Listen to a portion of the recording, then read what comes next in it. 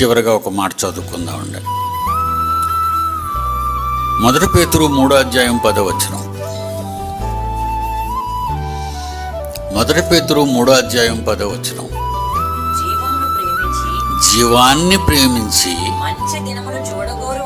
మంచి దినాలు ఎవరైనా చూడాలనుకుంటే అతడు చెడ్డదానిని పలుకకుండా తన నాలుకను కపటపు మాటలు చెప్పకుండా తమ పెదవులను కాచుకొనవలెను. ఎంత మంచి సూత్రాలు చెప్పాడండి మన కన్న తండ్రి. ఎంత ప్రేమ అండి తన పిల్లల మీద ఆయనకి, ఎంత ప్రేమ అతనికి తన పిల్లల మీద.